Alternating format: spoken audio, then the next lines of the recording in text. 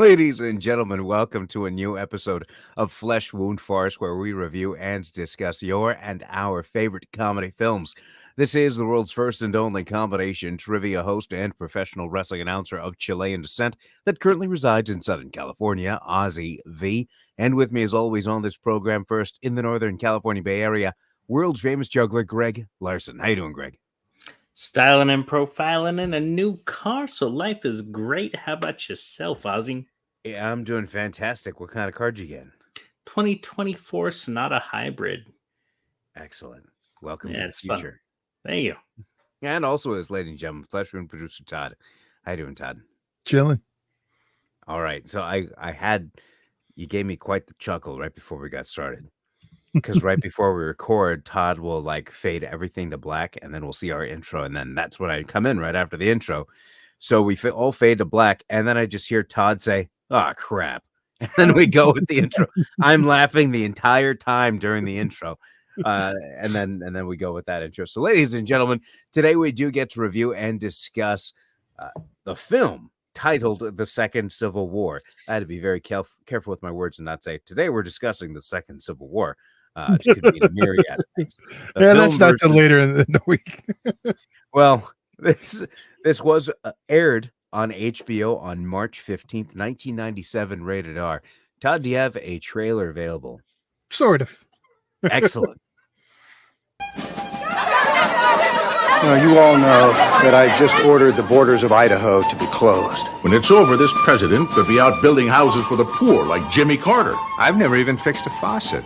Thank God for arrogance, lust, and greed, or we'd all be doing commercials. Let's go, people. I smell a 20 share. Someone once said, those whom the gods destroy, they first make mad. Let's jump right over those left-wing liberal media elite types and bring your story right to the American people. Governor, aren't you afraid you've put something else in motion that you can't control? There's some things in life you just have to do. It's coming. Whatever. From Joe Dante. Did you put that together, Todd? No. Okay. That was the HBO trailer sizzle reel. I don't remember the commercial from the HBO 20 years ago. If you can displace yourself from 2024 and put yourself in 1997 and watch that, I tried to remove myself from this year and try to put my in the 1997 mindset watching this. It's hard. I think, no. I mean, I would think to myself at 13 years old, be like, hey, that might be pretty funny. And then I was watching it this time. It's like, oh man, it's that same feeling of Idiocracy. I'll elaborate more shortly just to give some more information here. It has a runtime of 97 minutes, written by Martin Burke, directed by Joe Dante, starring Beau Bridges, Phil Hartman, James Earl Jones, as well as Dan Hedaya as the news producer. So initial thoughts on this. I love Joe Dante, but I had no idea this movie existed, which, by the way, did have Dante's people, including William Shallert, Dick Miller, Kevin McCarthy, and Robert Picardo, which is always fun to see. And his mentor, Roger Corman. Can't forget him. I apologize. My girlfriend was watching this with me, and there was a lot of funny moments, but then there were some really dark moments.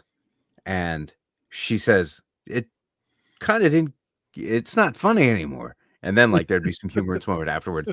And I had to pause it, and I kind of explained to her, it's like, she had seen Inner Space before. So I was like, remember Inner Space? She's like, yeah. I was like, remember how there were some funny moments, but there were some action moments, there were some science fiction moments. It wasn't just one genre. It was a story, or it was a I'm sorry, I got sidetracked here. I heard some noises in the garage. I think the spirit's back. Anyway, it's just a movie. It's a story. It doesn't confine itself to being a specific genre, and it kind of makes it feel natural in a sense, right, and organic. And that in a film like this, that kind of naturalness can hit a little close to home. Like when I was referring to earlier with Idiocracy, when we did that review earlier, it was kind of a discussion of where does the comedy stop and where does like the documentary begin? Because Right. there's so many similarities, and you find a lot of similarities here. It is tough to watch at some moments, but still has it's hilarious moments like Phil Hartman is president and they talk about Jimmy Carter building houses for the poor, and he says he's never even built a faucet. Just like Yeah. funny lines like that. But Todd, you're the one that brought this on the radar for us. So how about some initial thoughts? Well, so here's where it's going to get dicey. This is my first time seeing this also. I was curious. Yeah. Interesting. Yes, it was actually pointed out to me last year, and actually last minute. Dan was the one who reminded me because he'd mentioned this one before, that it's a good one for that. And then it totally slipped my mind. We actually had recorded what should have been airing today. And then he brought it up. I was like, oh my God. Okay. So that's where we are. So I don't really have an initial impression other than knowing the premise, knowing it's from Joe Dante, who I also love. And like these HBO movies from that era, I do tend to really enjoy, like something like an RKO 241. But there was like a lot of stuff back then that Breastman's another good one from the era that kind of are underappreciated now just because they don't stream on HBO. Go figure. But so yeah. So I was excited to watch this one. Greg? Yeah. I had no clue what we were getting into with this one. I saw the cast. I was really excited. And it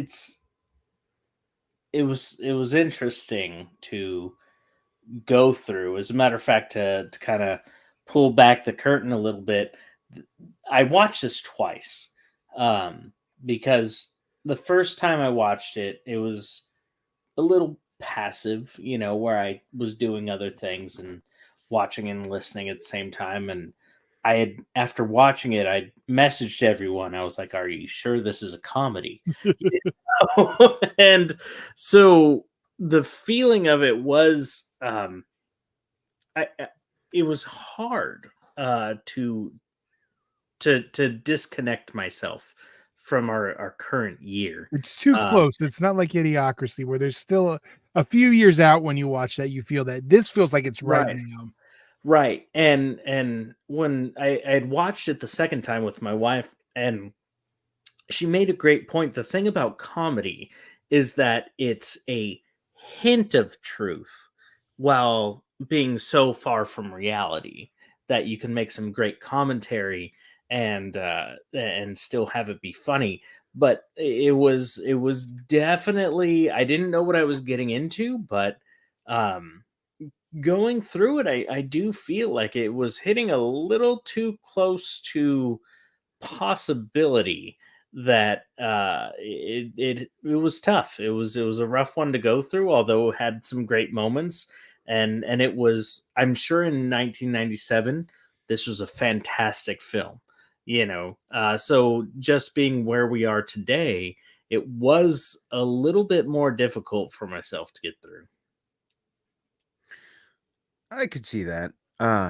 And I see the point about comedies having a little bit of truth, and then you go from there.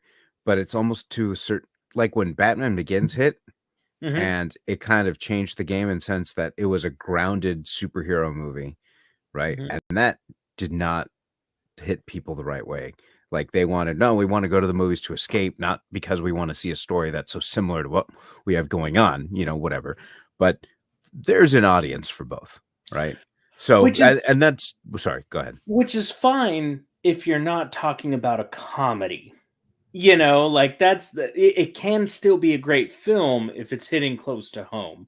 But there's a fine line between comedy and a film that just hits close to home and is a serious film that you can really get into and has that different side of an impact. It's just harder to laugh at. I see. Yeah.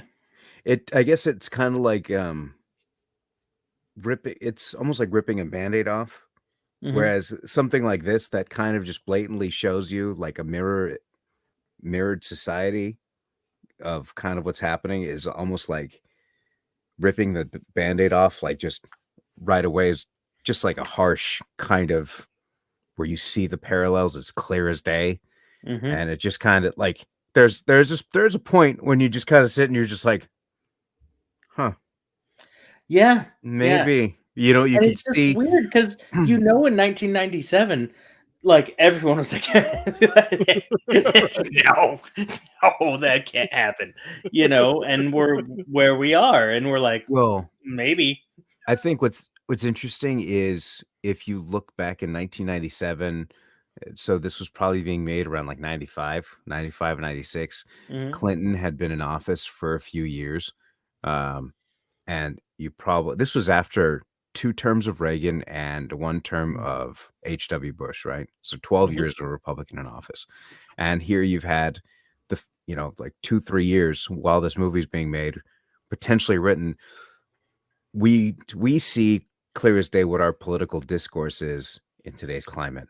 mhm, How easy is it for anybody just to hear a particular, maybe a watered down version of what we see today, and just them kind of, well, if it's like this today, what if in the future something like this happens?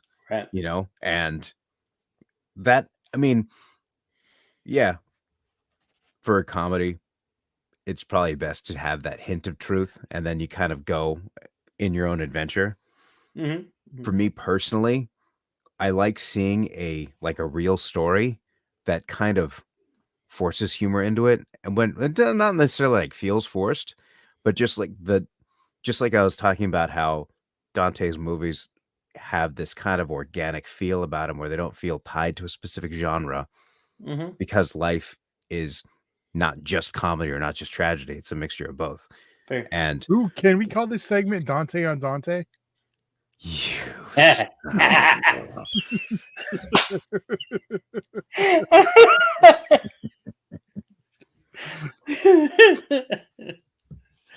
okay. So, well, let's talk about our favorite moments Yeah. because while there were some dark moments, there were some humorous ones. Greg, would you like to kick it off? Yeah, for sure. So there was a moment in which the governor, I believe it was, his wife was on the phone, and you don't hear what she's saying, um, but it's one of the people who's taking her call, and you can that guy's having an affair at the time, and uh, she says he says, "Oh, okay, vodka, Popov," and that made me laugh so hard because if anyone's drank vodka in their life, they know that Popov vodka, Imma get drunk, things aren't good vodka, and so it Just keep a was bottle in the freezer. exactly, it was such a subtle but great joke that I it was one of the times I was like, "I can relax and laugh at this moment." So Kevin Dunn, he was the one that took the call at that time in the scene that you speak of. He Mhm, plays the governor's chief of staff, Jimmy Cannon. Um, his character in this movie reminded me a lot of his character on Veep. It's very mm, similar. mhm, And when in listening to commentary for Veep, they do a lot of ad-libbing. So I can totally imagine, the script says actor can say, well, I'm sure there was a line, but he was given some freedom to do some takes where because it was just picking up a phone and then just him responding to whatever. So he probably worked some magic there because right. that's such like a specific detail. Oh, yeah. I can see that happening. Todd? Well, racism always makes me laugh. So there's so many Mexican jokes. My favorite one was the black reporter trying to find someone to speak English in LA. I don't know. Uh, yeah, bro. He was in LA, so what did he expect? So there we go. that had me laughing. So there's a couple of things. And one was the complete comedic, silly moment that's like, oh, you could point and laugh at that moment. And the other was like, for me, was funny in the sense that I can imagine walking into a house and seeing this, and that being a bowl of grenades. Seeing just the bowl of grenade, like the visual shot of it was just, man, it was one of those like, huh, I bet there's a house in Pennsylvania that has a bowl of grenades like this. But one thing that I could not help uh, stop cracking up over was anytime this All My Children debacle was brought up. Yes, it was good. My mom and both my sisters and my girlfriend had watched All My Children. So when they started talking about Susan Lucci and Erica Kane, like, because I would watch these soap operas with them because I was like 5, and I mean, obviously not with my girlfriend. They were on, my sisters. So like I knew who was who. I unfortunately will say that Erica Kane did not run off with an Antonio. There was no Antonio on. There was an Anton, but not an Antonio. So just a humorous moment there. So I would not recommend this to somebody who's looking for a straight comedy. If you're kind of in the market of just, you see this TV spot and you hear us talk about it, you're interested, just go in with interest and you just want to see how it plays out. Cause that's I saw a 20-second clip of it. I couldn't find this trailer that Todd provided. He has some magic ways of doing this, but I just saw 20. I Googled it too, and it didn't come up for me. I know the words they use. Okay. Well, anyway, I had particular expectations and expecting a dark comedy and expecting there's going to be some awkward moments and just kind of anticipating that. So when they came about and when I saw things, it was a little bit easier to digest. So if you go into that, it's going to be a much easier time. Unfortunately, this movie cannot be streamed wherever you consume your favorite digital content. It is only left to rent or purchase. Is that correct, Todd? I don't even think you can do that now. I know it was hard to find some things on this. Yeah, isn't it? Last I saw it was actually on YouTube though. Also, didn't you have to pay for it? I think it might have been one. I don't know. Like this thing's disappeared, so I don't know. I thought I saw someone that it's on there. Don't quote me. I don't know if it is, but now I'm looking it up. So I will just finish up, just going with that expectations that I had set for myself, and knowing what kind of movies Joe Dante's made and like the subject matter, going in and going out, I walked out pleasantly entertained, more than I expected. Giving it a 4. If you guys were to take some points away, I wouldn't blame you at all. This, I think, hit me specifically well, just in my particular tastes. But I could totally agree, or I'm sorry, I could totally understand if this was not somebody's cup of tea. Okay. And yes, you're right. It is rental approach. I knew I saw it on there. I just couldn't remember. So, okay. I thought it was completely out of circulation, but you can rent or purchase it. So, yeah, it's one of those where it's like, did you just put the ghost back right now? I saw it just appear on this. Is it? Yeah. Dang it. Okay, never mind. I'm sorry. Right after you said the ghost and then you blinked, it was there. Okay. Yeah, I should have known. That you did not see Greg just start laughing randomly while you were talking. That I could barely keep it together. Go. Yeah, like it's hard to watch this now. It's just okay. I'm gonna go watch this political comedy. Now it's kind of you're knowing going in, it's going to be something that's going to kind of hit closer to home now. I think makes it a different experience. I wasn't going in expecting, I really wasn't expecting anything because, like, you can still watch Idiocracy and laugh because it's still a little over the top in the stupidity, even though we're getting closer. This is more grounded. It's because more Joe Dante tends to stay, even with the stuff that's out there, it's still reality based. And with that, for this one, it makes it hit a little bit harder, I think, now watching it. But overall, I do enjoy it. So I'm gonna give it a 4 also out of 5. Yeah, this one was a hard one. I was debating a lot score wise. If I were to score this for a comedy because of the time. If this was 97, might be very different. I scored a 1. I had a tough time having a fun time with this movie, but it is a great movie. So as a film to enjoy and to watch, I still give it a 4. I do think it was a lot of fun. I think maybe he was ahead of his time with what could be happening. I do now have conspiracy theories between this and Back to the Future and all the other stuff that makes me feel like maybe directors have seen the future and they're trying to warn us. But yeah, I will give this a 4 as a movie. Joe Dante actually went to middle school with James Groening, so there you go. Matt Groening and James L. Brooks. I got the names confused. I was trying to figure out which one it was. I was going to ask. It's so long since I'd seen a new episode of The Simpsons. I'm sorry. Right. Matt Groening and James L. Brooks. Okay, so it's actually, as a movie, a 4 from all of us. Right. As mentioned, it is available for rent or purchase from YouTube at the moment as of this recording, November 3rd, 2024. So check that out, especially if you're a Joe Dante. If you're a Joe Dante fan, you're going to enjoy this film. I think that's fair to say. Todd, would you agree? Yeah, I agree. Okay. So be sure to check that out. And if you're in the Orange County area this week, I'll be hosting trivia at the Rush Bar and Grill beginning at 7 o'clock at Lake Forest. And also this Wednesday at the Brewery in Placentia beginning at 7 o'clock. Always free to play and prizes for the top winning teams. Come on out, have some fun. And before we head out for this evening, do you guys have anything that you'd like to share?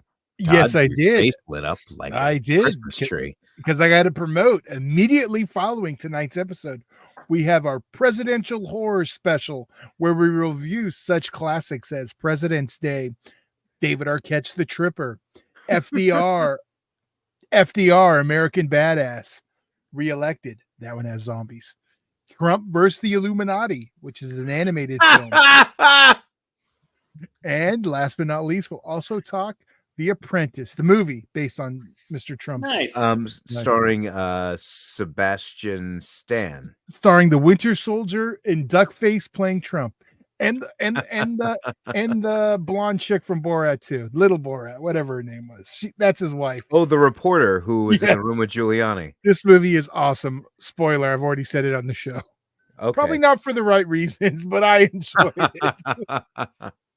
All right. Well, ladies and gentlemen, for world famous juggler Greg Larson and Flesh Wound producer Todd, I'm Ozzy V, and we'll see you next week right here on a brand new episode of Flesh Wound Farce.